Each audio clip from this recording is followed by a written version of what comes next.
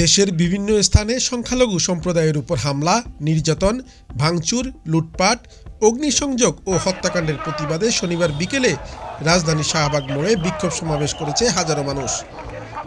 গত কয়েকদিন ধরে দেশের বিভিন্ন এলাকায় সংখ্যালঘু সম্প্রদায়ের মানুষের বাড়িঘর, ব্যবসা প্রতিষ্ঠান ও উপাসনালয়ে হামলার প্রতিবাদে উত্তাল হয়ে উঠেছে দেশ। দ্বিতীয় দিনের মতো গতকাল শনিবার উত্তাল ছিল রাজধানীর শাহবাগ। সড়ক অবরোধ করে বিক্ষোভ করে শিক্ষার্থীসহ হিন্দু ধর্মাবলম্বী নানা শ্রেণী পেশার মানুষ।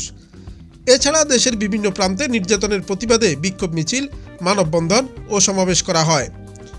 বিভিন্ন তথ্যমতে জানা গেছে, ময়মনসিংহ, নাটোর, কুড়িগ্রাম, হবিগঞ্জ, কক্সবাজার, পঞ্চগড়, ফরিদপুর, বরিশাল ও নীলফামারীতে মানববন্ধন ও বিক্ষোভ মিছিল অনুষ্ঠিত হয়েছে।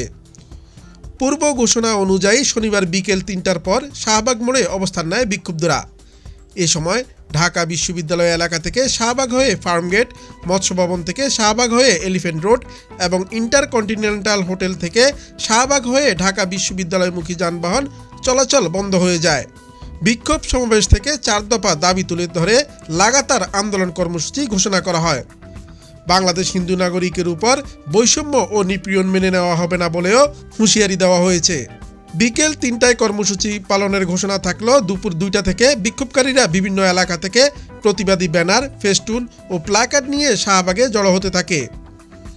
আগের দিনের বিক্ষোভ সমাবেশে শুধু হিন্দু সংগঠনের নেতাকর্মীরা থাকলেও গতকালের বিক্ষোভ সমাবেশে বিভিন্ন সম্প্রদায়ের সদস্যরাও অংশ নেয়। বিক্ষোভ চলাকালে সেখানে পুলিশ না থাকলেও সেনা সদস্যদের সতর্ক অবস্থানে দেখা গেছে।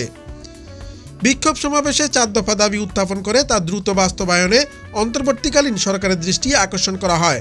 ৪ দফা দাবিতে বলা হয়, সংখ্যালঘু নির্যাতন বন্ধ ও বৈষম্য নিরসনের পাশাপাশি সংখ্যালঘুদের জন্য ১০% সংসদীয় আসন বরাদ্দ করতে হবে, সংখ্যালঘু মন্ত্রণালয় গঠন করতে হবে, সংখ্যালঘু সুরক্ষা কমিশন গঠন করতে হবে, সংখ্যালঘুদের বিরুদ্ধে সংগঠিত সব ধরনের হামলা প্রতিরোধে কঠোর আইন প্রণয়ন ও বাস্তবায়ন করতে হবে।